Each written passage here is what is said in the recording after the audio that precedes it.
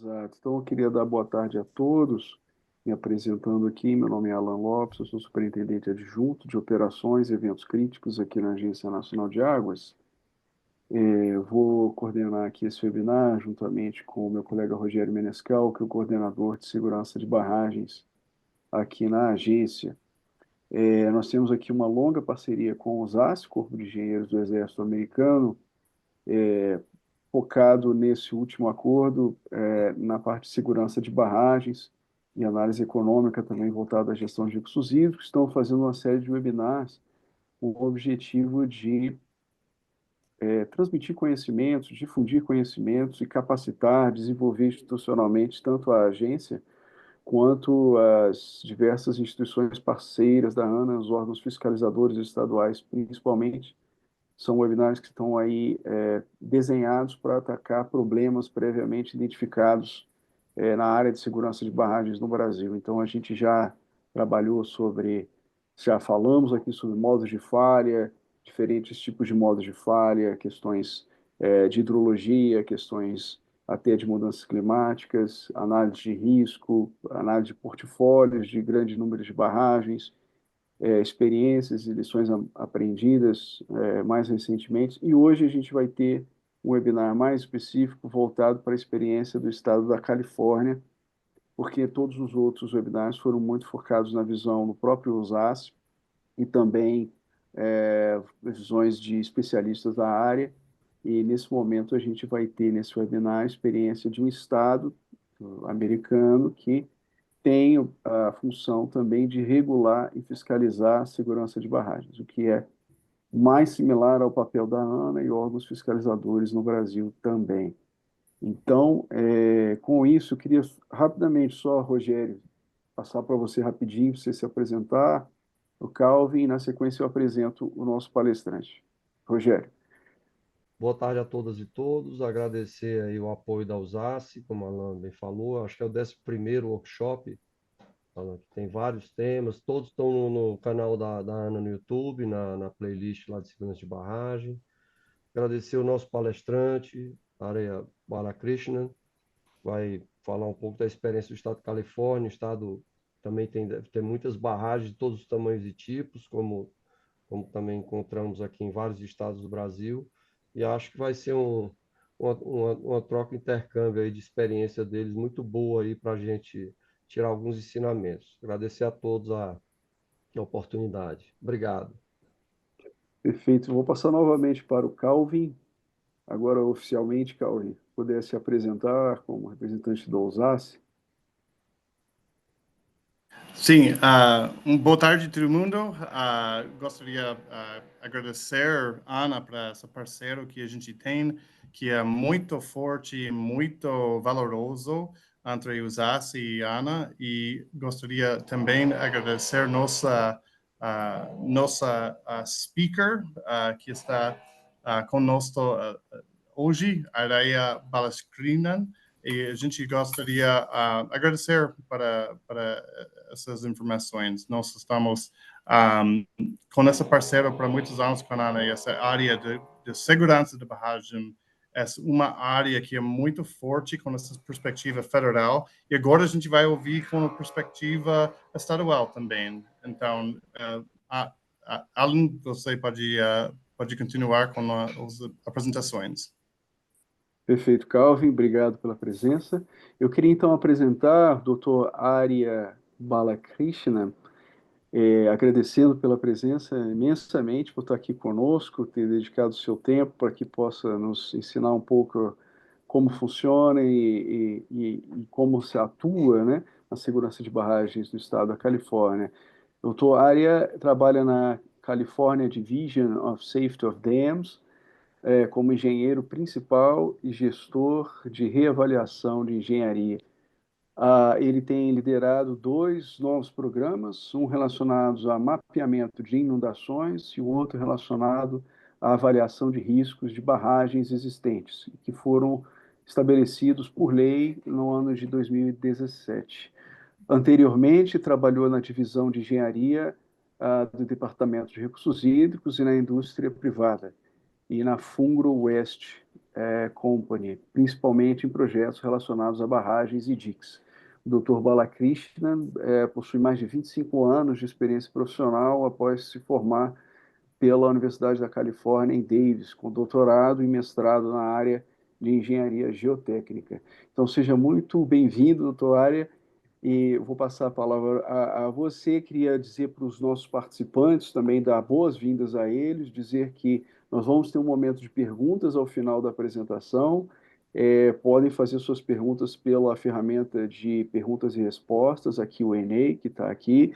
E para a tradução, tem um globo embaixo na sua tela que você pode optar para a tradução, ouvir em português ou em inglês a palestra, que vai ser originalmente falada em inglês.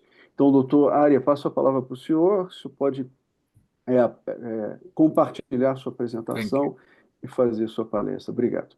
So thank you very much. It's very grateful to present. Muito obrigado. É muito bom estar aqui, ter essa parceria com a Ana no Brasil.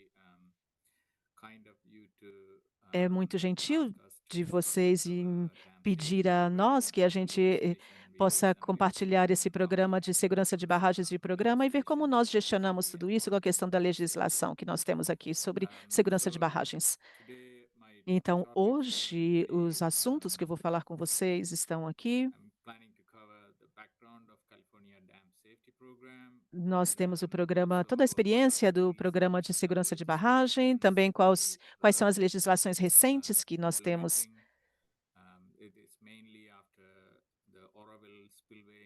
Nós também temos a questão dos incidentes, que nós vamos falar aqui, vamos ver quais são as legislações que nós temos. Além disso, nós também, como parte da questão da legislação, nós identificamos esse perigo ajussante também, e vamos falar também desse tipo de segmento, acompanhamento que nós fazemos e o planejamento, e que necessita um programa de mapeamento adicional para a Divisão de Segurança de Barragens da Califórnia, que revisou e aprovou isso.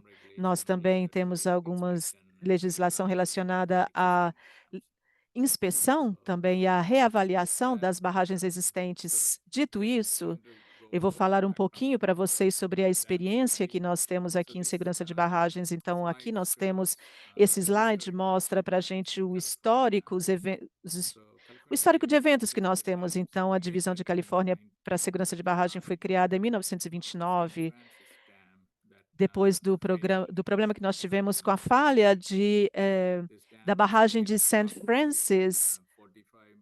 Então, nós tivemos alguns problemas aqui em Los Angeles, que falhou durante a noite. Isso foi em 1928, que matou mais de 400 pessoas. Naquele momento da falha, a barragem estava na sua capacidade total, que era 38 mil metros cúbicos. Então, esse foi o começo da legislação da Califórnia com segurança de barragens. Depois nós tivemos um outro incidente em 1963. Isso é um reservatório off-stream que nós temos, e ele falhou de repente por causa do movimento na sua fundação. Isso ocorreu em 1963 e isso custou em torno de 5 perdas de vidas. E depois disso, nós começamos a monitorar esses reservatórios off-stream e que entraram nesse programa de segurança de barragens da Califórnia. E depois, em 1971, nós tivemos um terremoto em São Fernando, que teve uma falha ali devido a esse incidente deste terremoto. Então, isso é uma questão bastante próxima que nós vemos aqui devido a esse evento do terremoto. E depois disso, nós começamos a reduzir a capacidade dessas barragens e fizemos uma emenda na legislação. Então, nós tivemos nesse momento muitos problemas com evacuação de emergência, e isso nos ajudou a compreender os impactos. E nós, então, iniciamos o plano de emergência em 1972. Então, basicamente, esse tipo de incidentes nos ajudou a melhorar o nosso programa de segurança de barragem. E a gente teve esse aumento também, de incidentes que aconteceram na época. E depois, recentemente, vocês podem estar cientes do problema que nós tivemos em 2017, que nós tivemos esse vazamento aqui.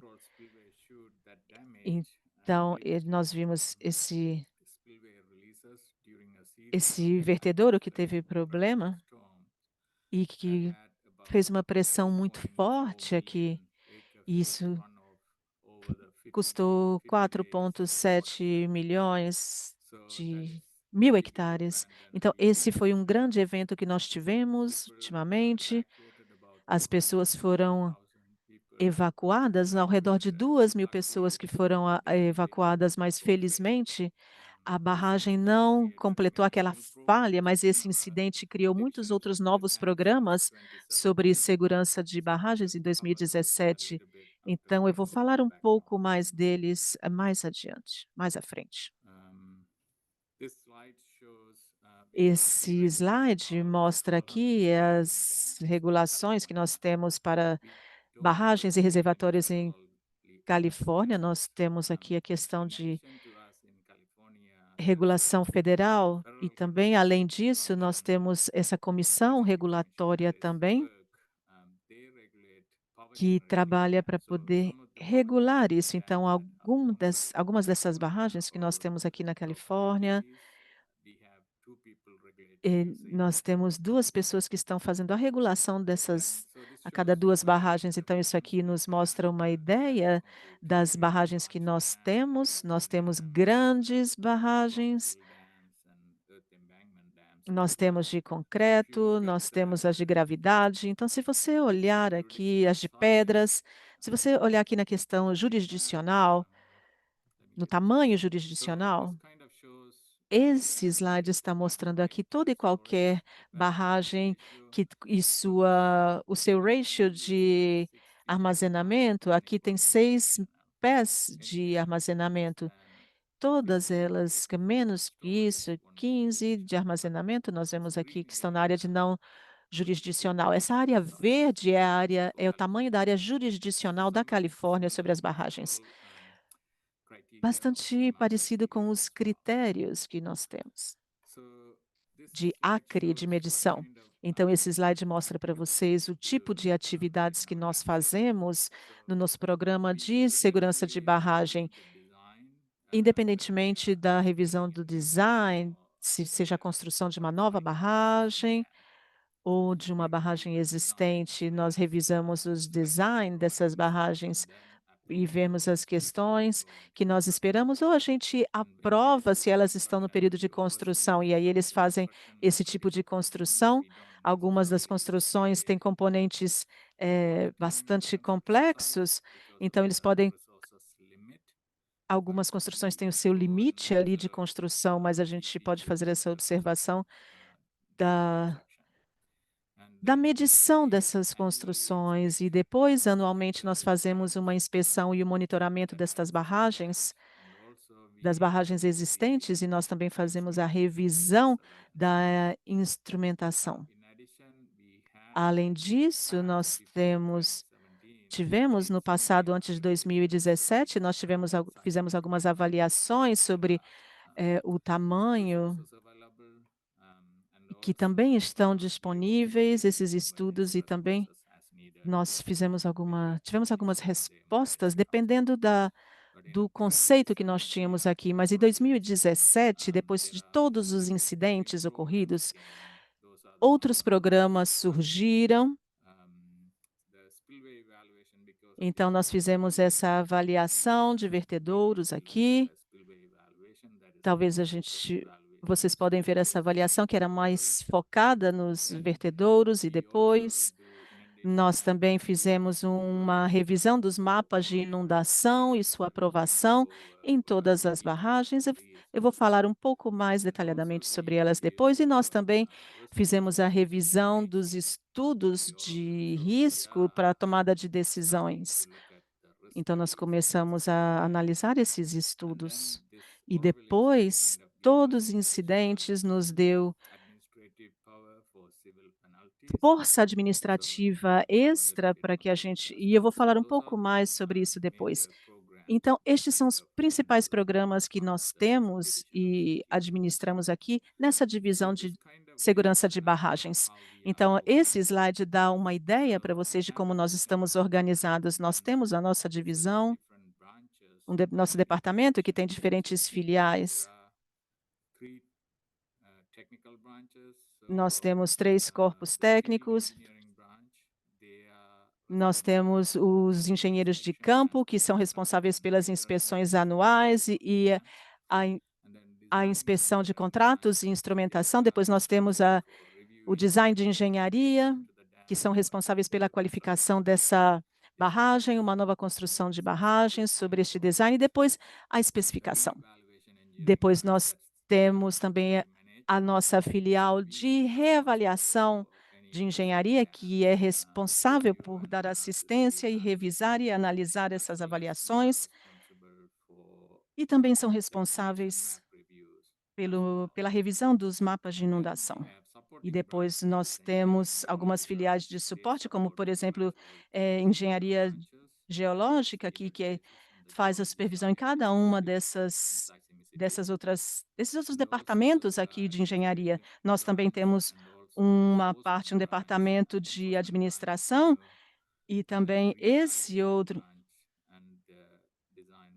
é novo aqui que nós temos aqui, esse da aplicação. Essa divisão de aplicação também é nova para poder fazer toda essa revisão. Então, dos números que nós temos aqui, à direita, estão mostrando para vocês todo o lado da Califórnia, as áreas e as regiões. Então, essa região que nós temos aqui na Califórnia são 3 áreas. A região central tem 3 áreas, noroeste tem 3 áreas, sudeste tem 3 áreas. E assim nós vemos que as pessoas que são atribuídas para poder fazer as inspeções em cada uma delas. Então, nós temos um escritório em Sacramento, um escritório só, onde nós direcionamos para onde nós precisamos ir na Califórnia para poder fazer as inspeções e o monitoramento e coisas desse tipo. Então, passando um pouco da experiência que nós temos, eu vou falar um pouco sobre as novas legislações que nós temos na Califórnia. Então, desde 2017, e naquele momento, o governador Brown estava como governador ali, e ele apresentou, então, 4 pontos para uma nova legislação de segurança que incluía plano de ação também. E depois, como também no Senado, aconteceu a aprovação de uma lei também ali. Nós tivemos uma legislação que incluía todas as barragens existentes e as ajussantes que tinham o potencial maior na Califórnia. Então, todas as barragens tinham os proprietários nesse mapa inicial de desenvolvimento e também a segurança adicional, e elas foram aprovadas antes de nós começarmos com esse plano de ação. Então, uma vez que nós desenvolvemos esse plano de ação,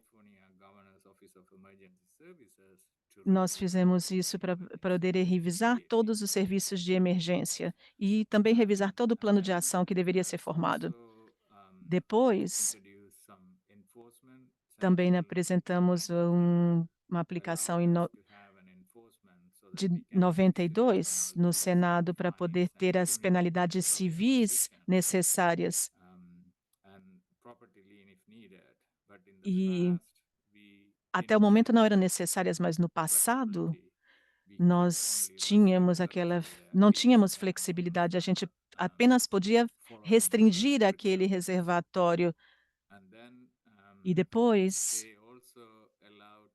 eles também nos permitiram modificar os dados anuais de acordo com a realidade. O estado da Califórnia não tinha esse programa, então nós Fizemos tudo isso de acordo à taxa anual que deveria ser paga para a manutenção dos reservatórios, das barragens. Então, nós tivemos esse financiamento através das taxas pagas que nos permitiram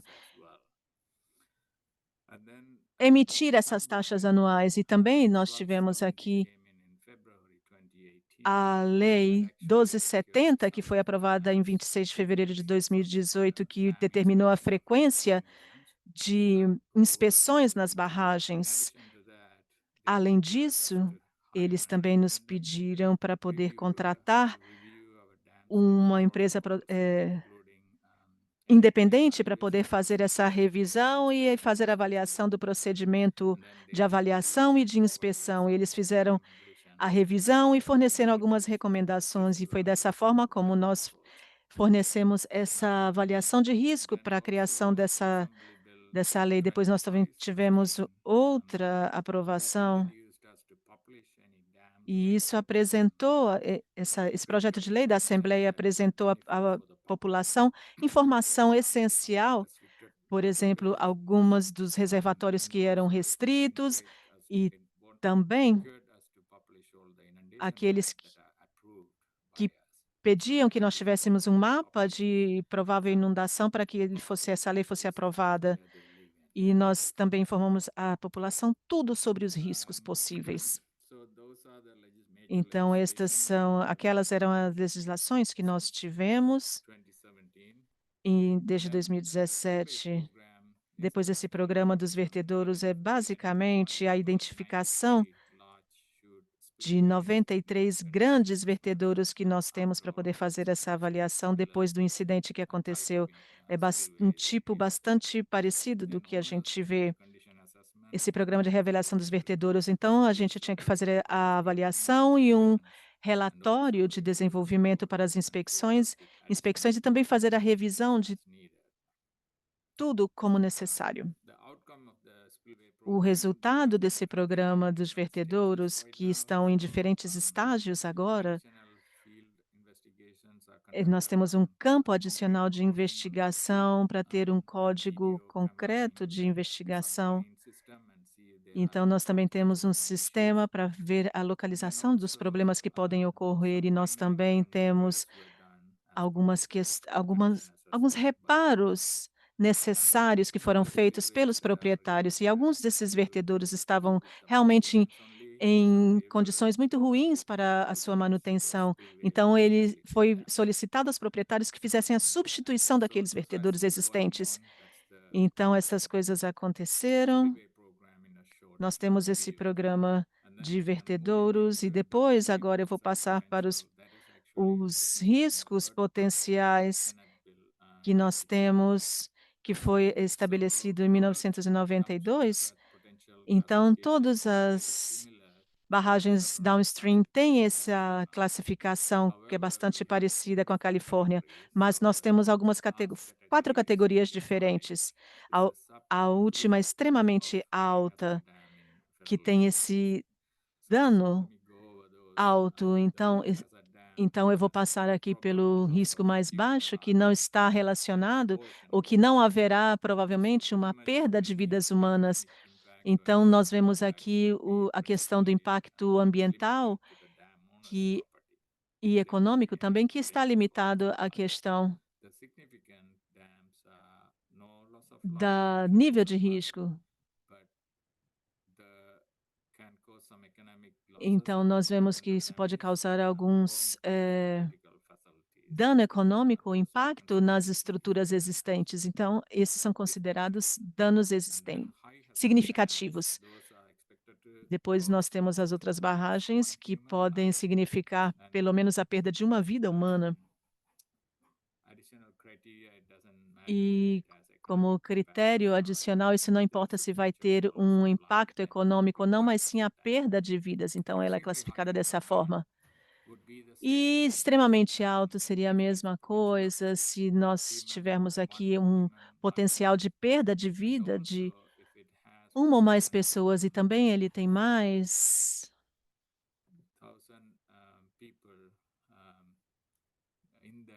ele tem como resultado a inundação da área de inundação com mais de 1.000 pessoas. Então, aquelas pessoas, aquela população de pessoas pode sofrer danos devido a esses danos. Então, outros critérios são baseados nas condições que nós temos,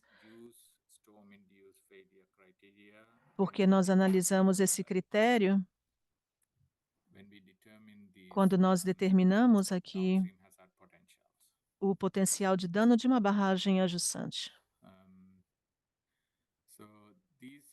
Então, estes são alguns dos parâmetros que nós utilizamos quando nós determinamos a utilização, e aqui é porque estes são os programas que nós temos, o programa de financiamento também que nós temos,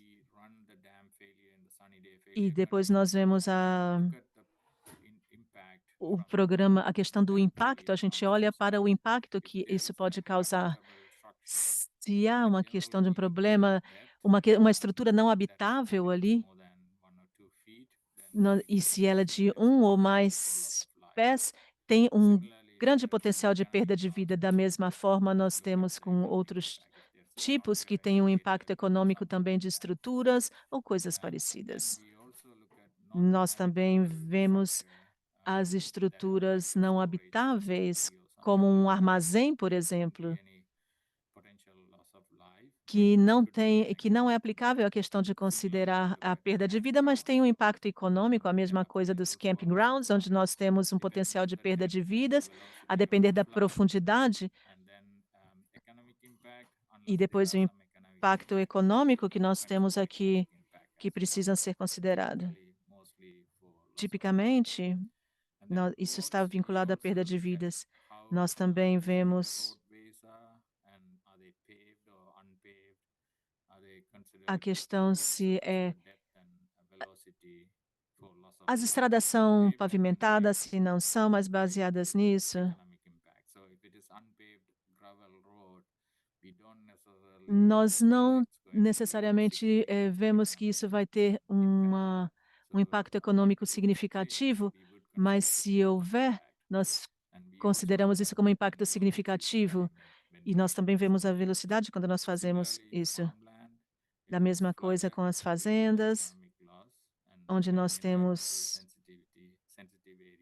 precisamos analisar nessas áreas mais sensíveis. Então, nós também analisamos esse impacto econômico nestas áreas também de fazendas e ambientais, e é dessa forma como nós interpretamos a classificação dos perigos. Este daqui mostra para a gente a questão do inventório na distribuição das barragens na Califórnia, baseado na classificação de cada um deles. Então, nós vemos aqui que nós temos 12.400 barragens na Califórnia. Se vocês olharem aqui nessa legenda,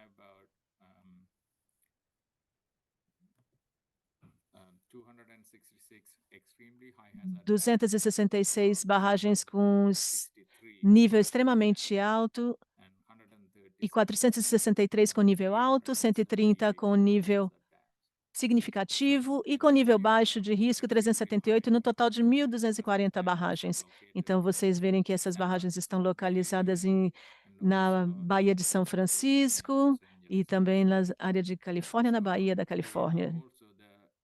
Nós também vemos aqui, neste mapa, a maioria das questões que nós temos na Califórnia. Então, a maioria delas são áreas ativas que têm um nível muito alto. Da mesma forma, esse impacto, que é bastante significativo nas barragens da Califórnia também. E depois, outra das barragens que nós temos aqui são muito altas. E nós vemos as falhas que nós temos aqui. Então, estes fazem com que essas barragens tenham um risco muito alto, tanto no oeste quanto no oeste. Então, se vocês olharem aqui a esse limite aqui, ele é bastante baixo, mas pode chegar também acima de 125, a média que nós temos aqui da idade de cada uma delas. Os proprietários dessas barragens, e nós temos um leque bastante grande. Nós temos fazendeiros, proprietários individuais, também tem algumas agências e também o próprio estado da Califórnia. Então, nós fazemos a regulação de todos eles. O problema que nós temos com a comissão é o dano gerado,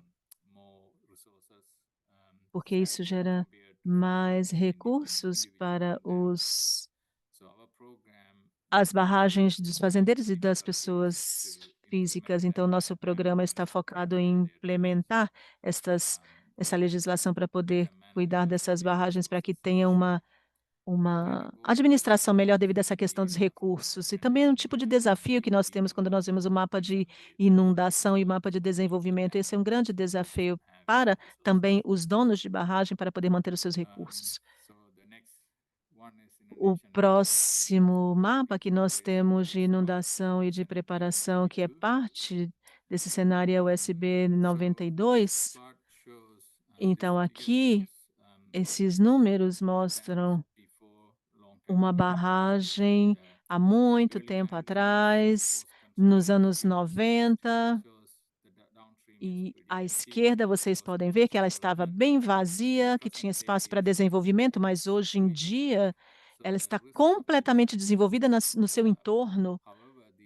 Então, nós vemos que esse desenvolvimento aqui não é um desenvolvimento controlado pela barragem, pelos donos da barragem, são cidades que aprovam esse desenvolvimento, então os proprietários das barragens são punidos porque o risco aumentou, o risco ajustante aumentou. Então, os critérios e as regulações são mais altas hoje em dia do que antes devido ao risco existente. Então, isso é um grande problema em todos os lugares, porque isso está acontecendo em todos os lugares. Na Califórnia, no planejamento da Califórnia, a gente está pensando em envolver os donos das barragens nesse planejamento.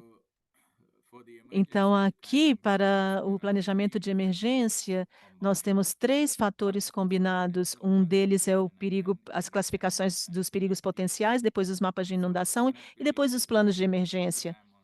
Então, nós vemos que todas as barragens, os proprietários são responsáveis pelo plano de emergência. Então, nós analisamos as situações críticas.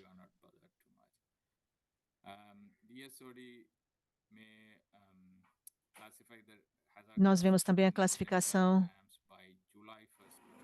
das barragens. Nós temos aqui em julho de 2017, quando realmente foi identificado todas as barragens que tinham potencial de risco.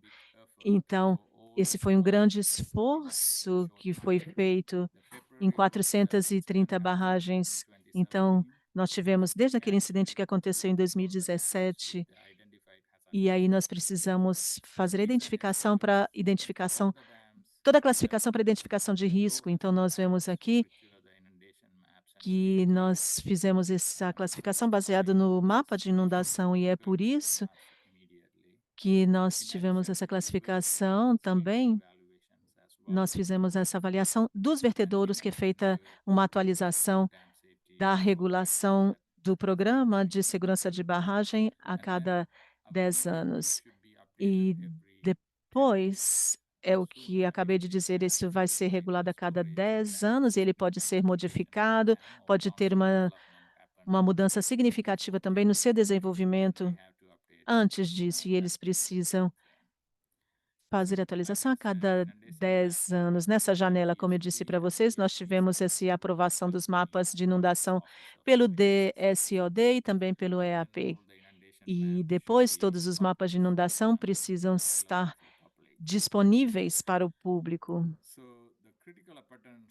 Então, a questão das estruturas críticas, nós vemos todas as estruturas críticas e o armazenamento aqui, que não pode ser de mais de 5.000 pés por acre. Depois nós vemos um perigo significativo aqui se essa estrutura falhar. Então, qualquer uma dessas condições mostradas aqui precisa ser controlada e mostra um risco potencial. Então, nós temos, entre essas 305 estruturas associadas, nós temos 200, algumas que têm um risco potencial que estão associadas a essas 209 barragens. Então, nós também temos esse desenvolvimento para um mapa adicional sobre essa estrutura crítica e nós precisamos então desenvolver esse mapa de inundação para cada uma das barragens em estado crítico.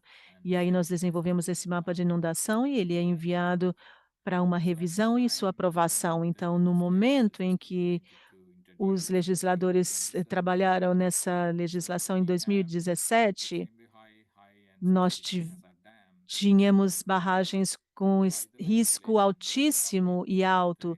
Então, a legislação foi enviada baseada nesse plano de ação, com uma data específica, estabelecendo novas datas para um gap de 6 meses para poder enviar esse EAP. Então, durante esse tempo, eles precisavam garantir que esse mapa adicional era aprovado e depois eles teriam esse rascunho de lei do EAP pronto. Muitos deles não tinham o mapa adicional de inundação ou EAP, porque a gente nunca tinha tido um mapa de inundação aprovado antes de 2017. Então, eles tiveram que enviá-los para nós, desenvolvê-los, enviá-los para nós. E esse era o critério. E depois nós fizemos essa avaliação e essa lei foi aprovada um ano depois. Então, este foi um grande desafio para os donos de pequenas barragens, porque eles estavam lutando com a questão financeira e também com a requisição que indicava que eles precisavam de engenheiros civis para poder trabalhar nesse mapa de inundação deles enquanto ele era desenvolvido. Então, eles tiveram que contratar consultores externos. E como parte disso, nós temos nós tivemos essa questão dessa estrutura, análise de estrutura, e nós também fizemos essa avaliação de software, como eu falei para vocês, para desenvolver este software, e também nós coordenamos isso. Então, nós fizemos isso de maneira independente das áreas de inundação e depois nós fizemos esse acordo e ele foi aprovado e analisamos as discrepâncias e tentamos configurar estes problemas. E depois, uma vez que esse mapa de inundação foi aprovado e publicado no nosso site, se você estiver interessado, você pode dar uma olhada. Esse também é o link aqui do programa ou do site para a segurança de barragem da Califórnia. Então, nesta publicação aqui, vocês podem ver como ela é, como vocês vão ver, nós temos características que podem ser utilizadas aqui, as pessoas também podem fazer uma busca aqui sobre qual é a barragem que eles têm mais próximas também. E depois podem analisar essa classificação das barragens e vai ter esse mapa anexado e só precisa fazer um clique no ponto que quer ver e vai mostrar a zona de inundação do mapa. O objetivo dessa publicação é ver os limites do mapa de inundação e também fazer publicar áreas específicas e sobre informações sobre aquela barragem que tem um potencial de falha ou rompimento. A pessoa também pode fazer o download dos mapas em PDF e também pode fazer o download em GIS. Então, este site inclui toda a população. Então, qualquer pessoa pode ir lá e fazer o download.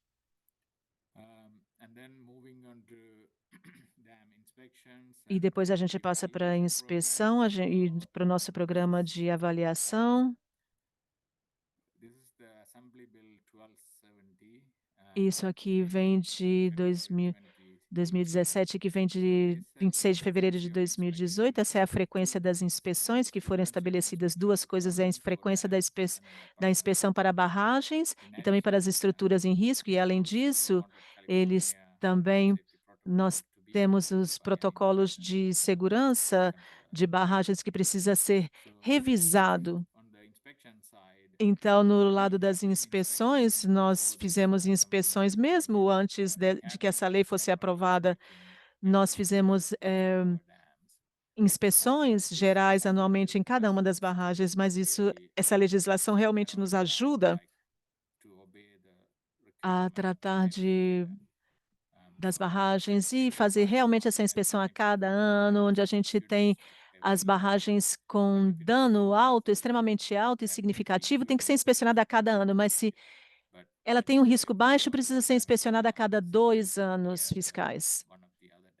Então, a gente pode ver aqui a questão da inspeção, porque não nos leva não tem um esforço extra envolvido para poder fazer essa inspeção delas, já que a gente já está na rota. E depois, no que diz respeito aos resultados, os proprietários devem operar esses vertedouros que devem ser avaliados como extremamente alto e significativo também, como as barragens. E isso deve ser, essa operação deve ser feita na presença do proprietário a cada 3 anos, então a gente pode fazer isso com esse proprietário presente a cada 3 anos para que ele continue operando. Então, esses são os requisitos de inspeção que nós temos para manter a nossa segurança. E depois aqui nós temos uma abordagem aqui onde nós temos as recomendações que vêm de uma revisão independente dos protocolos. Este é algo novo, podemos dizer, para a divisão, para a gente poder fazer essa análise no nosso design aqui. Então, nós temos padrões para nós tínhamos padrões para essa abordagem no passado, agora a gente está fazendo essa transição devagar, e aí nós estamos apresentando essa abordagem de risco somente para as barragens com risco extremamente alto e alto. Então, agora a gente está planejando fazer as avaliações de risco também para aquelas com riscos significativos. Então, a gente utiliza principalmente a informação existente, porque a gente tem ao redor de 20 barragens que a gente precisa fazer avaliação de risco nesse momento. Nós também temos consultores independentes para poder construir todo o portfólio dessa barragem. Nós selecionamos essas barragens para sua reavaliação, focados na reavaliação. No passado, a gente não fazia isso.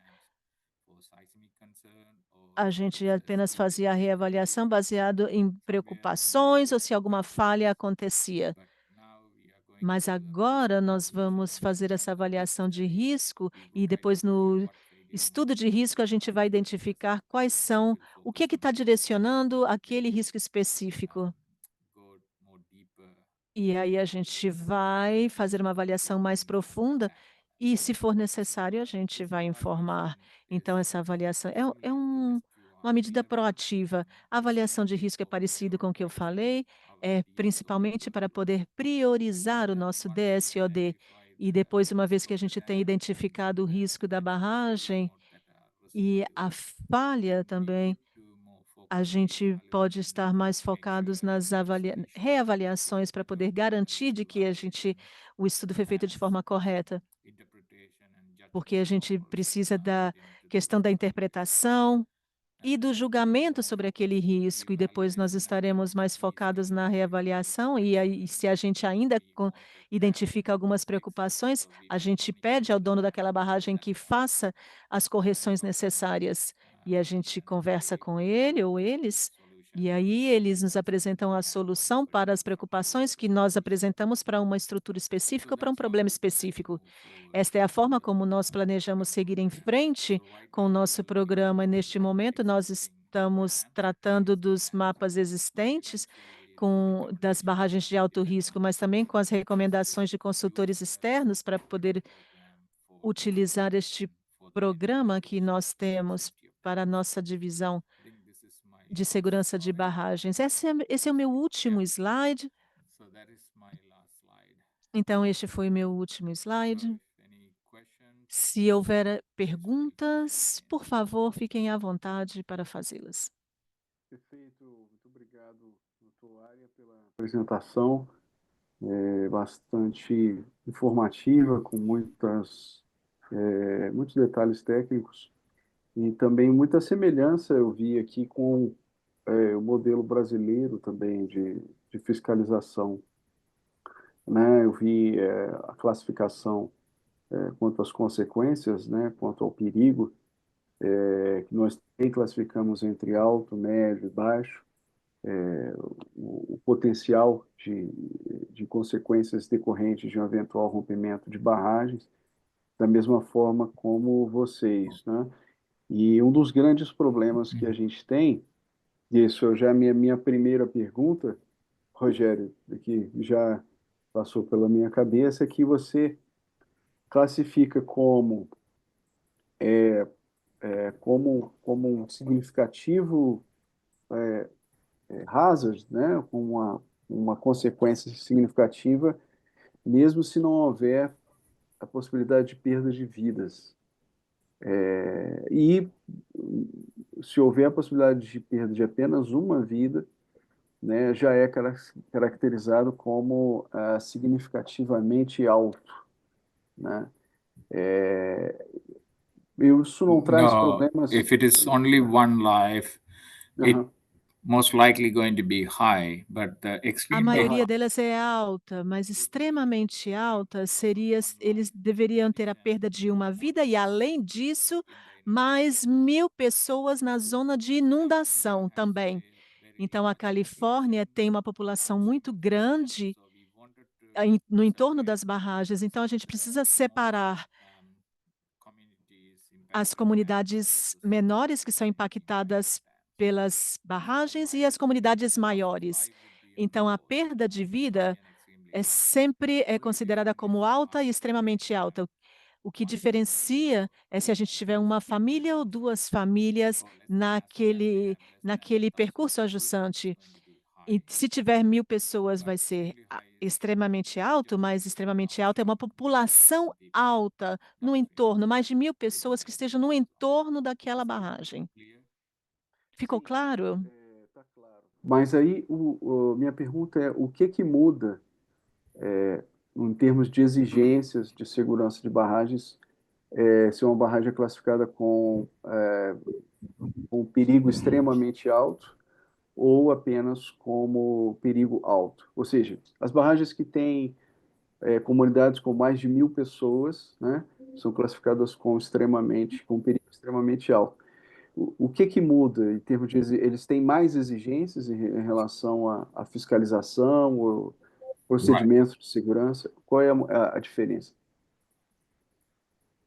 So they would have hold higher Eles standards precisam ter um padrão, todo um padrão para este design, para a inspeção e todas essas questões. Eles precisam ter um design para esse alto risco de inundação e também para o alto risco hidrológico.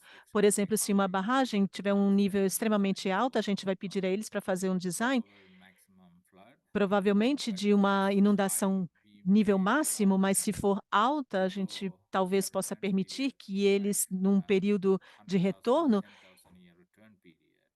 eles possam fazer isso num período de 10.000 ou 12.000 litros. Mas se for com um nível de inundação alto, ou um evento de alto risco, ele vai ter esse risco da barragem também vai estar acompanhado de extremamente alto, de acordo ao nível de capacidade de inundação ajussante. Do plano de ação de emergência, por exemplo, é o mesmo requisito, é a mesma exigência das duas, ou não? Yeah, so they have to submit the Sim, eles precisam apresentar um plano de ação de emergência, é verdade, mas também tem alguns gatilhos específicos, como um evento de alto nível de água ou de alarme um nível de alarme mais alto.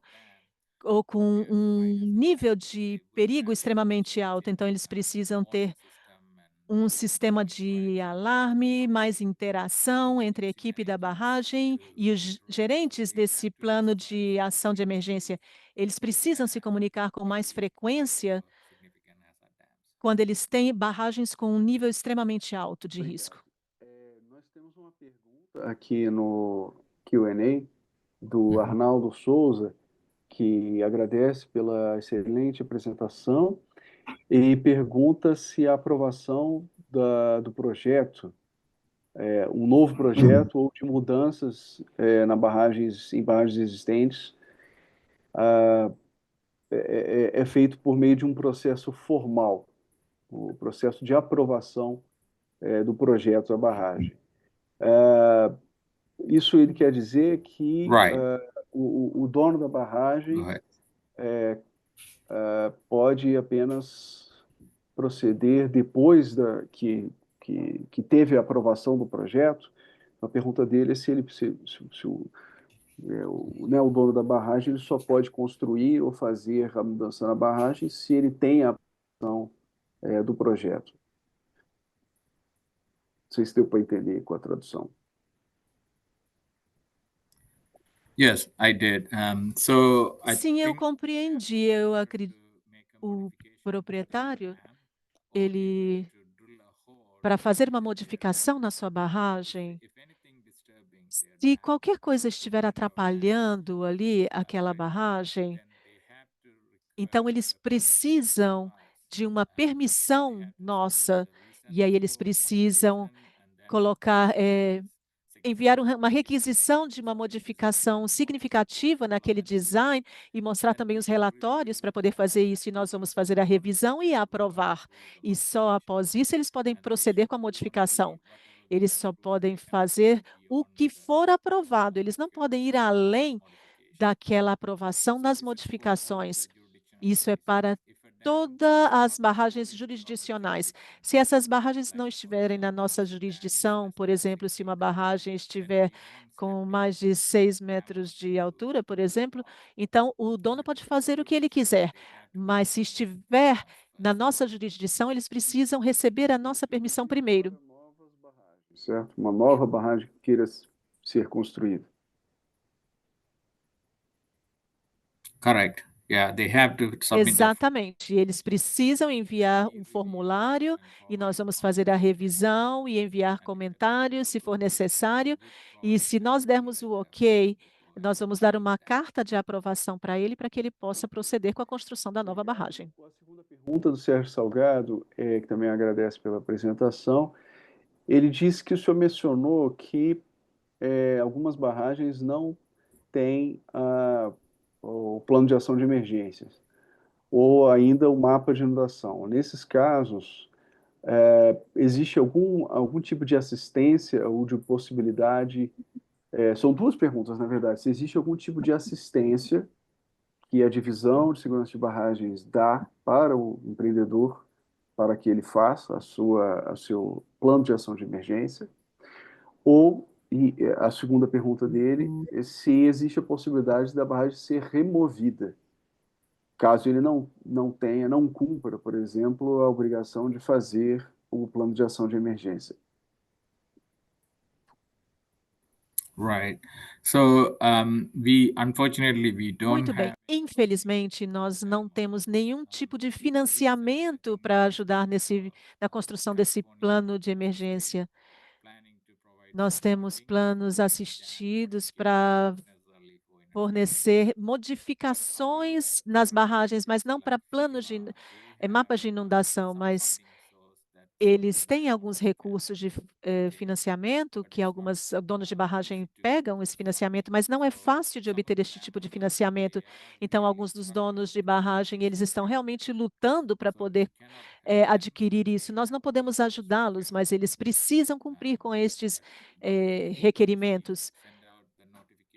Mas nós o que fazemos é enviar uma notificação dizendo que eles precisam fazer isso, isso e isso, senão nós precisamos aplicar a lei, ou eles podem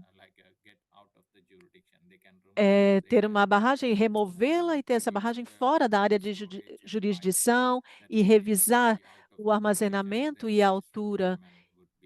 E aí, estes requerimentos não vão ser mais necessários porque está fora da jurisdição. Então, existe a possibilidade dele ter que remover a barragem caso ele não cumpra a obrigação? Correct. That is correct. Yeah. Sim, está correto. Ele pode remover aquela barragem para uma área não jurisdicional. E aí não precisa atender os requerimentos. Celso Jesus Carvalho Pontes, quais são os passos ou critérios usados para desenvolver os mapas de inundação? By the dam owner, they would. Pelo proprietário da barragem, eles precisam fazer algumas regulações. Eles precisam fazer algumas Eles têm que seguir algumas orientações sobre como eles podem cumprir com os parâmetros dessa barragem nesse programa REX, e aí depois ele vai fornecer a zona de inundação.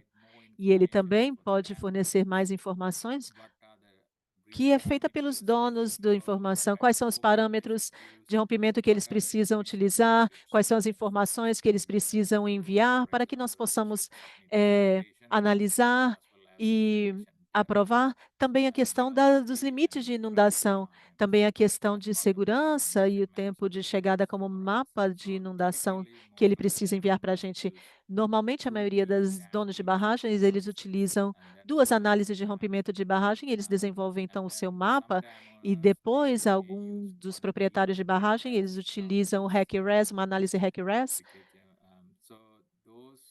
Então, estes são algumas dos limites de inundação que eles fornecem. Então, estes estão bastante claros nas nossas regulações e são fornecidos para os donos de barragem para ajudá-los. Então, eles precisam mandar isso em PDF também e a gente vai fazer o carregamento e a aprovação dos arquivos no nosso site. E vocês podem visitar o nosso site web para dar uma olhadinha sobre como essas coisas funcionam. Vocês fazem alguma verificação do mapa de inundação, dos cálculos, do estudo que foi feito? Right. So we use a separate program. Sim, nós utilizamos programas e softwares em separado, eles não têm acesso a esses programas, que são programas que nós utilizamos separados, são programas de modelagem para rompimento de barragens separados. Não são perfeitos, mas vai depender ali dos dados que eles enviam. Qual é a resolução que nós recebemos, qual o refinamento que tem aqueles dados, mas nós fazemos a comparação e analisamos em softwares separados e comparamos as fronteiras de inundação para poder garantir que o dono da barragem não está deixando nada de fora. Na maioria das vezes, nós fazemos essa comparação e temos essa clareza para fazer a comparação. Se não, às vezes eles podem fazer liberação de óleo, de outras coisas assim que a gente descobre ali para poder encontrar a solução para esses mapas de inundação. Muito obrigado, Rogério. Não temos mais aqui perguntas. Pergunto se você tem alguma questão, só mencionando que o Celso, que acabou de perguntar, é do Comitê Angolano de Barragens. Então, é muito bom tê-lo aqui presente conosco também neste webinar. Mas diga, Rogério, tem alguma pergunta? Alan, primeiro agradecer o Área para Krishna por compartilhar a experiência californiana aí, né, conosco. Vi muitas similaridades, né, Right, até yeah. em termos... Desculpe. Vi Okay. até algumas Yeah, thank you very much similaridades. for giving me the opportunity. Muito obrigado pela oportunidade.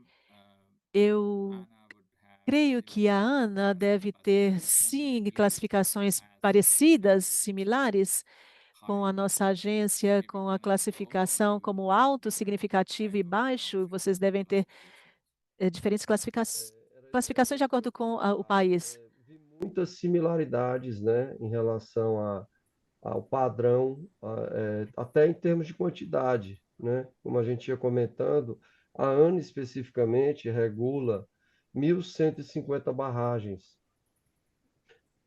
A gente aqui no Brasil não tem essa definição de altura e volume que exime de entrar na legislação, de regular, porque se o DPA, se o hazard potential é alto ou significante, mesmo barragens de pequena altura ou pequeno volume, elas acabam tendo que ser consideradas. Então, esses limites a gente acaba não tendo uma cobertura legal para isentar da regulação.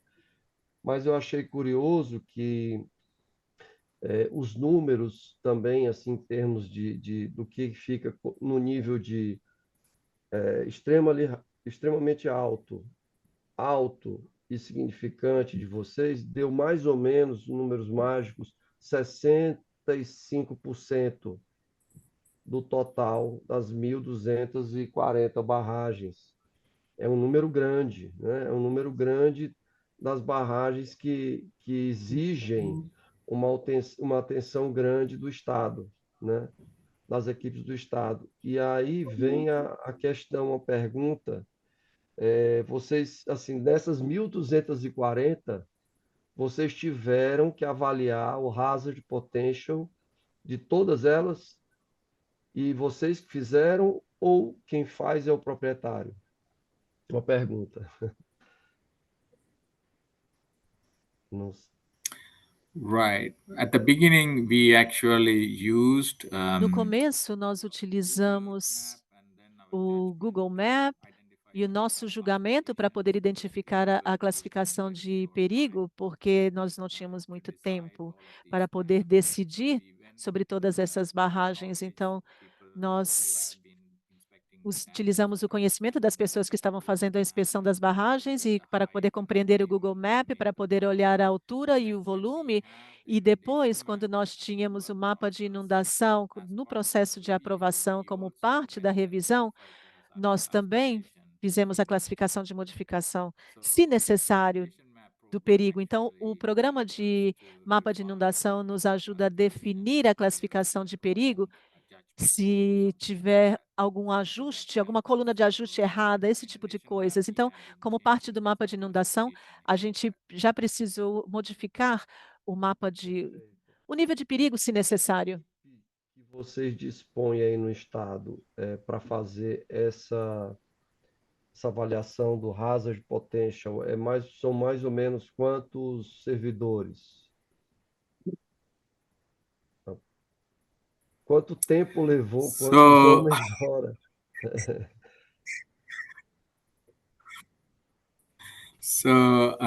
I think it took at least Eu acho que isso levou alguns anos, porque dependeu de como o proprietário enviou o mapa para a gente. Então, nós temos ao redor. Antes de 2017, nós tínhamos em torno de 63 pessoas na nossa divisão. Mas eu acho que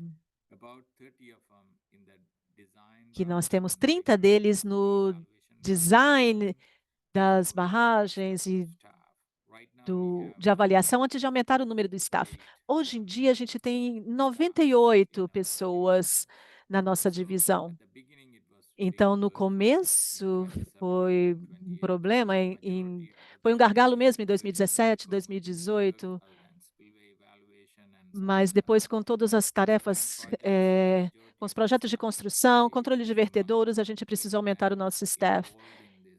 Então, a gente precisou construir toda essa questão, mapas de inundação, e depois que nós já compreendemos tudo, a gente precisou ter um staff maior, uma equipe maior, devido a todas essas requisições, esses requerimentos. A gente ainda tem alguns problemas com alguns proprietários que enviaram mapas, então, para estes, nós estamos passando e avaliando estes mapas para ver se a gente faz essa avaliação, para poder garantir que essa é uma barragem de nível baixo de perigo ou médio ou significativo. E a gente tem algumas pessoas nossas trabalhando ali, mas vai levar tempo. Não é uma das prioridades mais altas, porque a gente trabalha mais nas que têm um nível mais extremo de dano. Uma outra curiosidade, né? Eu vi a questão do hazard creep, que você colocou lá. Aqui no Brasil, nós temos também essa similaridade, a ocupação dos vales a jusante. Não existem impedimentos com relação a essa ocupação dos vales a jusante, dos vales em geral, dentro de certa área de inundação para um período de retorno. Vocês não têm um rigor maior nisso, porque ali eles praticamente estão no pé da barragem, né? Eles estão ocupando a área de segurança da barragem, praticamente naquela imagem que você mostrou, né? E aí a responsabilidade acaba ficando para o empreendedor, né? Senão, como é que vocês administram isso aí na Califórnia? Right. We are a highly populated state.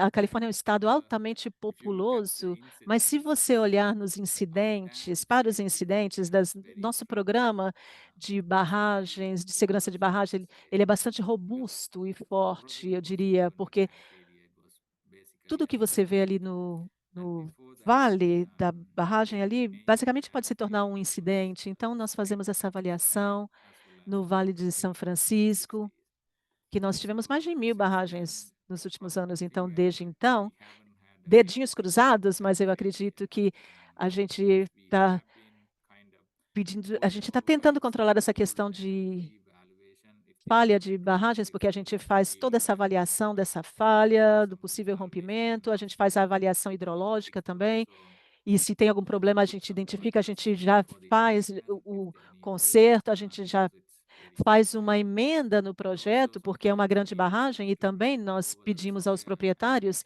para reduzir o volume do reservatório para poder fazer essas modificações. A gente pede a eles que restringam seus reservatórios.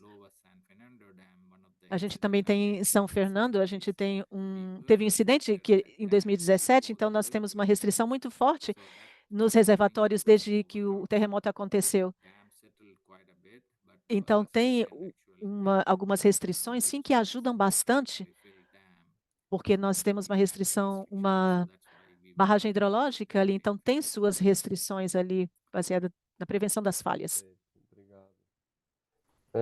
Uma outra curiosidade, nós estamos também num desafio que nossa lei exige a publicação dos mapas de inundação, a disponibilização para o público.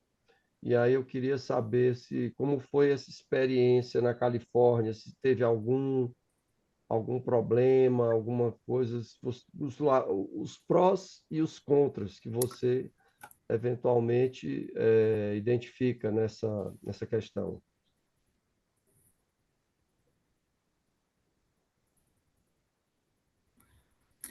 Right. We have looked into it. In the past, Nós vimos isso no passado, restringíamos bastante a informação à população, mas depois do incidente que nós tivemos em 98, as pessoas precisam saber do risco. E uma vez que o mapa é aprovado, nós fazemos com que 2 pessoas façam a interpretação deles para poder verificar que não haja nenhum tipo de erro neste mapa, e aí nós fazemos a publicação deste mapa no nosso site web, só dos mapas aprovados. Outros estados têm o mesmo problema, eles não publicaram desde o começo, mesmo com agências federais, eles não publicaram no começo, mas agora as agências já estão também fazendo a publicação destes mapas para o público, estão tornando-os públicos. Mas a gente não publica o IAP, a gente só publica os mapas de inundação. Dessa forma, as pessoas podem utilizá-lo É difícil convencer as pessoas de que ele é utilizado somente para planos de emergência.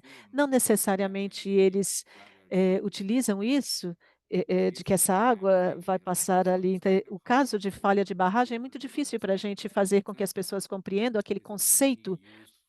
Ele é principalmente utilizado para rompimento de barragens. Então, tem pessoas que me ligam, que estão vivendo exatamente ali abaixo na base da barragem. Eu não quero mais viver aqui e receber toda essa água. E eu digo para eles: não, você precisa ser realista. À medida que você esteja preparado com um plano de emergência, isso não vai realmente falhar. A gente vai ter momentos de alerta e planejamento para isso.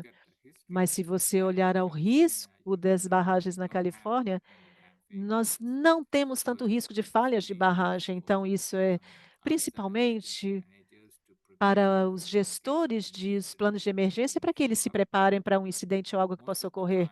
Mas, na maioria das vezes, são alertas que são emitidos naquelas áreas, aqui naquelas zonas. Foi mais difícil no começo, a gente recebia chamadas de diferentes agências e também empresas de seguro que ligavam para a gente, porque as empresas, os donos das apólices ligavam para as empresas de seguro, para as corretoras, porque eles queriam também incluir esse DS, essa informação, e pediram que a gente incluísse também no nosso site web para que os outros usuários pudessem fazer a utilização disto. No Brasil, a lei manda disponibilizar o plano de ação de emergência, não só o mapa. A lei manda disponibilizar ao público o plano de ação de emergência. E estamos sendo exigidos disso já, né, inclusive. Isso. Mas uma outra pergunta só. Sorry. Tem duas no chat, Rogério, só para você Mas eu saber. queria só mais uma perguntinha, Alan. Fica tranquilo. Se aí na Califórnia o mapa de inundação, se vocês dividem ele em uma parte em que, digamos assim, o empreendedor tem que ajudar a população a se autossalvar, porque não tem tempo do sistema de defesa civil estadual atuar, e outra que, assim, digamos assim, o empreendedor atua, mas o sistema de defesa civil já entra para ajudar a população a evacuar a área. Vocês chegam a fazer essa divisão? Não sei se entende.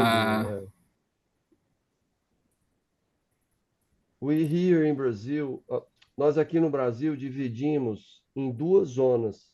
Uma zona que nós chamamos de autossalvamento, em que o empreendedor, junto com a população, tem que tomar as providências, porque não dá tempo da defesa civil atuar. Sei lá, 30 minutos depois do acidente, até 30 minutos na mancha. E após essa área, que aí há tempo de mobilizar a defesa civil, aí nós chamamos de zona de salvamento secundário, né? Mas aí foi uma pergunta, só curiosidade mesmo.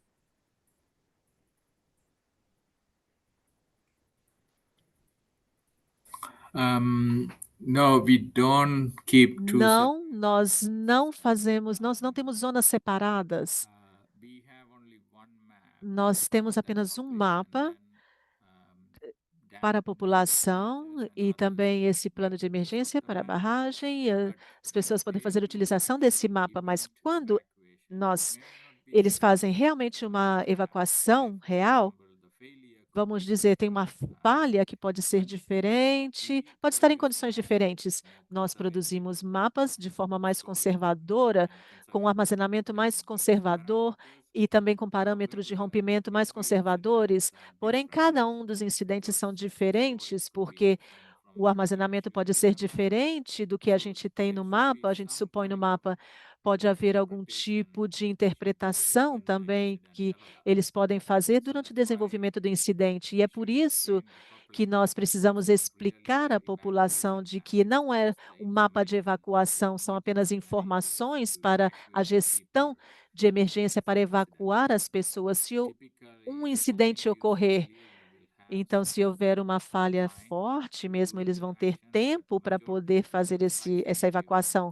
Mas na maioria dos eventos que podem acontecer são muito rápidos, então os mapas serão mais úteis para este tipo de casos, para que possa ter uma evacuação mais rápida. Então, é por isso que nós utilizamos essas condições para poder introduzir isso. Então, estes mapas podem ser bastante úteis.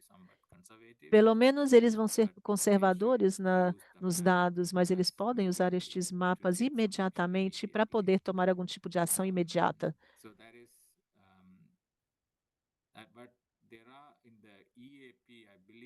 Mas no EAP, eu acredito que quando a gente tem evacuação de alto nível de água, a gente tem alarmes de evacuação, são níveis diferentes,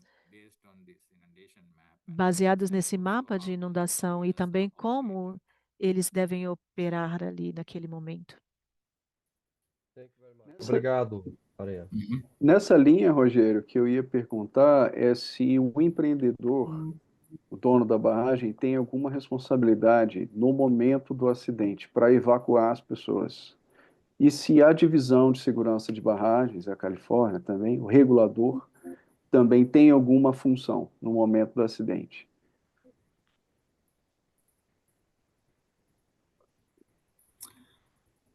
So the dam owner has an obligation O to proprietário tem a obrigação de informar a Defesa Civil se houver uma falha com a informação suficiente.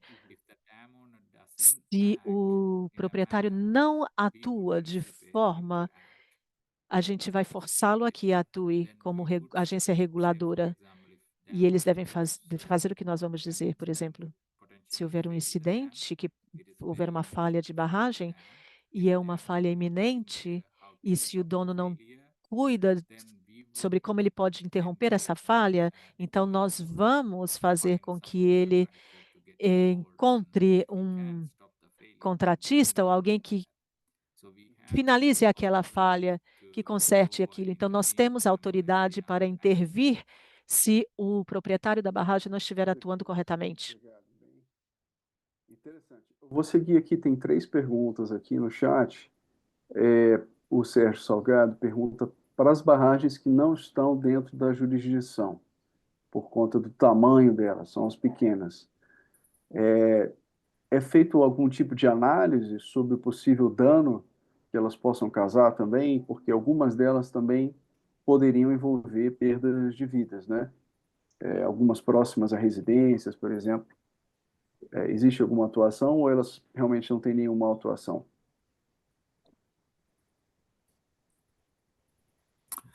So we don't really involve. Nós realmente não nos envolvemos em nenhum trabalho adicional se nós vemos que aquela barragem não está no tamanho jurisdicional. Como proprietário, a população ajustante pode processá-lo pela falha. Então, eles ainda têm algum tipo de responsabilidade de poder manter a sua barragem segura, porque processos, outras coisas podem surgir, porque o proprietário tem que cuidar disso, porque essa falha pode impactar a ajussante. Então, a população ajussante pode sim processar o proprietário se eles sofrerem algum tipo de impacto. Obrigado. O Fabiano Alves pergunta se vocês recomendam aos empreendedores que realizem seguros para os seus empreendimentos em casos de danos. Existe alguma legislação ambiental atrelada à segurança de barragens? Então, são 2 perguntas. Uma, se os empreendedores realizam seguros, se vocês solicitam isso. E a outra pergunta é se há alguma legislação na área ambiental que afete a segurança de barragens também.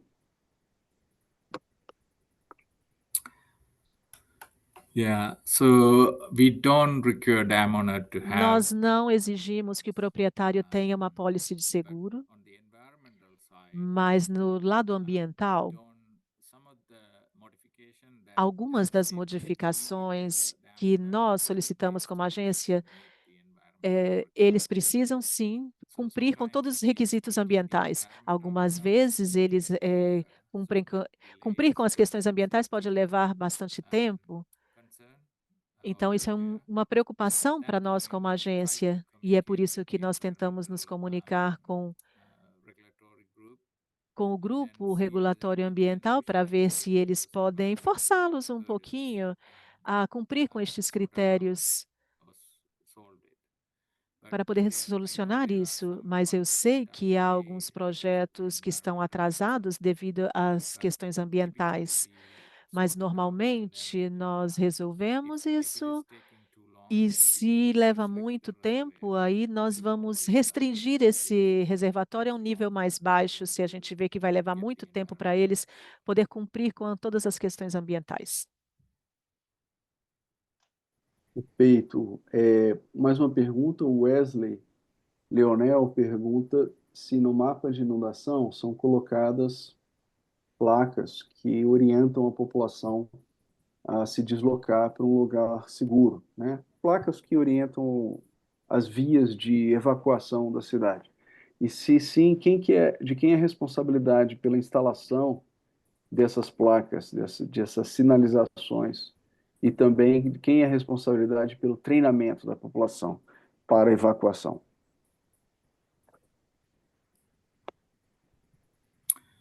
right? So we don't have any Nós sign. não temos nenhum tipo de sinalização para evacuação, mas nós incluímos quando há riscos altos, nós incluímos como hospitais, nós incluímos isso no mapa, mas os gestores de evacuação, eles vão fazer isso de acordo com o incidente. Então, o tipo de perigo que vai ter uma rota só de evacuação, a não ser que seja uma rota de evacuação flutuante, a gente identifica tudo isso, mas a gente não pode controlar isso. Então, é por isso que a gente interpreta tudo que durante um processo de evacuação, exatamente o que eles precisam fazer. Basicamente, esse é um mapa que vai fornecer o planejamento para casos de emergência. Eles são os responsáveis pela evacuação. What was the other? There was another question, I believe. I probably missed. Sobre o treinamento da população, quem é a responsabilidade? Também deve ser do. Não sei se o Right. proprietário da So, barragem tem responsabilidade. so as part of the EAP Como development, parte do desenvolvimento do EAP, o proprietário precisa fazer esses treinamentos de evacuação, porque juntamente com os gerentes de evacuação, não necessariamente com a população, mas com as agências críticas que estão envolvidas ali, compartilhar com as agências.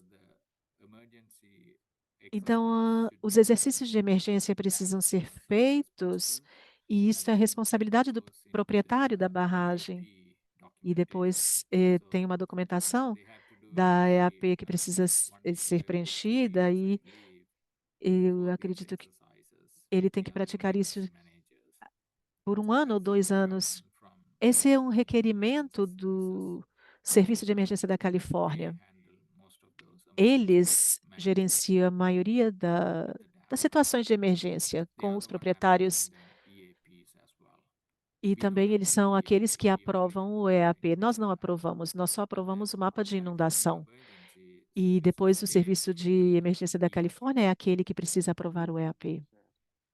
Interessante.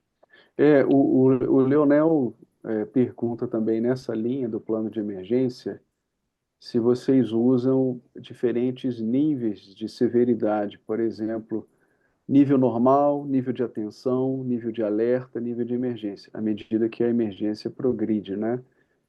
Cada uma está associada a um conjunto de ações de emergência, né? Acredito que vocês têm a mesma coisa, mas é a pergunta deles, se vocês também possuem algo nesse sentido no plano de ação de emergência.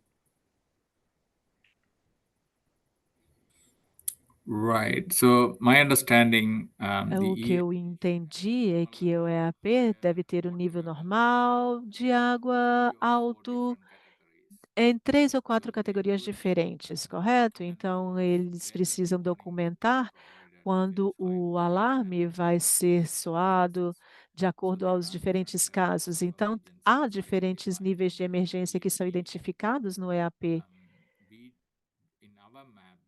No nosso mapa, a gente realmente não fala sobre diferentes níveis de emergência dependendo da operação do proprietário da barragem no seu reservatório. E depois o que acontece durante o evento? Então, eles pré-identificam estes casos quando eles informam diferentes entidades ajustante em qual nível isso está acontecendo, e isso pode ser seguido pela emergência, de acordo com a emergência. Obrigado. E ele pergunta, o Celso também pergunta se na legislação da Califórnia, se ela prevê penalizações ou multas para os proprietários de barragem, caso eles não cumpram, né, o que está previsto. E qual é o valor da multa? Eu perguntaria também, se você tem uma ideia do qual o valor das multas envolvidas, mais ou menos. right. So this is a new program we are Esse é um bringing in. programa novo que nós estamos fazendo. No passado, nós tínhamos restrições para o reservatório, tipicamente 10 pés, 20 metros, mas havia uma grande perda para o proprietário da barragem. Agora, depois de 2017, nós apresentamos uma nova legislação que nos permite aplicar estas multas. Então, estas multas dependem de quanto tempo essa questão está acontecendo. Então, passado um tempo específico, a gente vai multá-lo de acordo a legislação. E aí o relógio começa a contar. Eu acho que podem custar $2.000 até $10.000. Depende por quanto tempo eles mantiveram o mesmo comportamento. Mas até então a gente não multou ninguém, porque o nosso programa está em desenvolvimento, a gente está passando por diferentes questões de legislação, regulações, reuniões públicas, então a gente está vendo quando a gente vai poder multar essas violações, mas até o momento nada.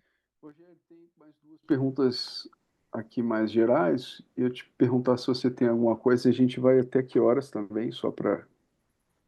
Acho que já está no encerramento mesmo. I'm okay. I'm Então, okay to stay another 10, 15 minutes if needed. Se precisar, eu posso ficar mais 10, 15 minutos. O Jean listou uma série de perguntas, além da Rose. A Rose pergunta qual é a precipitação anual na Califórnia e se o senhor já visitou alguma barragem no Brasil. No, I haven't visited dam in Brazil. Ainda não visitei nenhuma barragem no Brasil.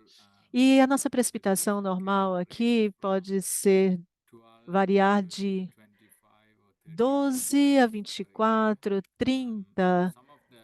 Alguns locais na Califórnia, alguns locais da Califórnia podem ter uma precipitação maior, mas a gente tem entre 12 e 24, 30 polegadas. Não muito comparado com a maioria da água que nós temos aqui são canais para poder enviar essa água para o sul da Califórnia.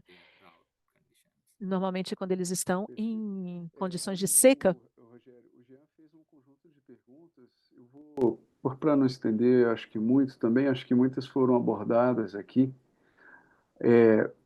Mas a pergunta que eu achei que poderia ser bem interessante até para partir talvez para o encerramento, ver se alguém mais tem, você também, mas é o seguinte, após o acidente, né, o incidente, né, com o vertedor da barragem de Oroville, né, em 2017, vocês implementaram novas medidas de segurança, né? Quais foram essas medidas? Quais foram os principais aprendizados dessa crise que vocês vivenciaram, né? E que, vamos dizer assim, que tipo de lição vocês poderiam passar para nós aqui no Brasil também, no sentido de fortalecer a segurança de barragens e evitar incidentes como esse de Oroville 2017?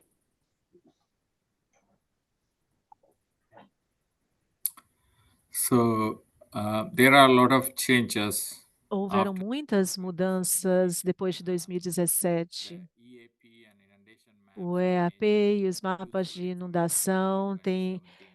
We informações have muito mais both the úteis dams depois de and barrages where they 2017. can Todas as barragens têm mapas de inundação e by the EAP. dam owner Isso é feito pelo and proprietário da barragem. Eles podem preparar os seus mapas de inundação e EAP, mas procurement for não há uma requisição inundation map and EAP. So that's the pelo big lado de segurança de change. barragem. Não havia But até o there momento. E essa are foi a grande different mudança. Agora sim é interests obrigatório. by Haviam diferentes interesses na operação do proprietário durante uma emergência.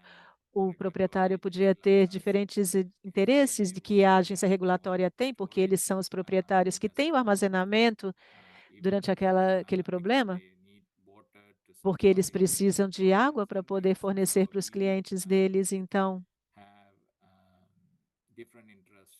haviam diferentes interesses, principalmente para a questão de segurança, preservação da segurança para o público e a preocupação ambiental. Então, o dono agora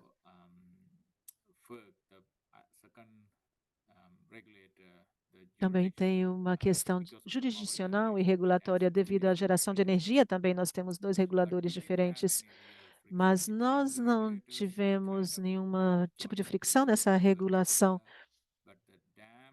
Mas barragem começou para o estado da Califórnia também, então haviam algumas diferenças. Nós somos parte do estado e as barragens também, o proprietário da barragem também é parte do estado. Então, há uma diferenciação criada sobre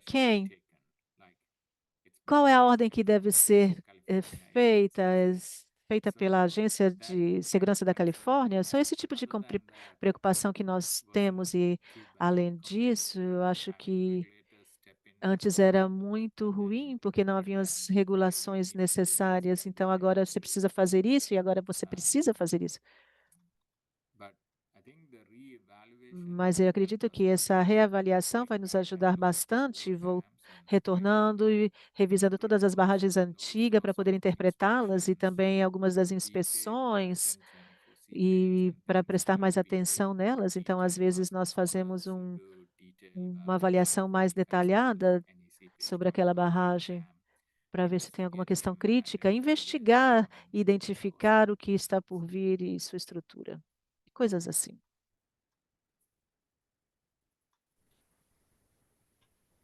Feito, obrigado, Rogério. Alan, só agradecer da minha parte, não tenho mais, só agradecer demais aí, foi muito enriquecedor o diálogo e a troca de experiência, agradecer também ao ZAS por ter proporcionado essa oportunidade aqui, o caso Calvin está representando o ZAS. Obrigado, muito obrigado, doutor Araya. Perfeito. Não sei se a Aline quer falar alguma coisa. Calvin? Não, só Calvin? agradecer. Thank you. Calvin? Thank you everyone for giving me the opportunity and Obrigado, Ana, por essa oportunidade. Eu agradeço muito. E se vocês tiverem outras perguntas, vocês têm o meu e-mail, vocês podem me enviar um e-mail. E se eu tiver um tempinho, eu vou responder elas rapidinho. E depois posso falar foi bom falar com vocês e entender como as coisas funcionam aí. Obrigado pelo seu tempo também. Foi excelente, muito bom mesmo. Muitas similaridades entre as abordagens e os problemas também que temos comuns, né? E nos ajuda muito a entender a experiência de vocês, como vocês estão lidando, as abordagens que vocês estão tendo. De verdade, nos ajuda muito. Obrigado pela disposição também do e-mail, se pudermos contactá-lo também, acho que seria muito produtivo continuarmos esse diálogo. Mas agradeço. Quando o senhor quiser vir ao Brasil também, visitar uma barragem, já está convidado também. Okay, thank you. Obrigado a todos que participaram aqui Sim, sim, também. muito obrigada. Agradeço muito por mais esse webinar, fechando o ano de 2024. Agradeço ao Calvin, ao Zassi também, por todo esse trabalho durante esse ano. E encerramos aqui esse webinar. Muito obrigado, boa tarde.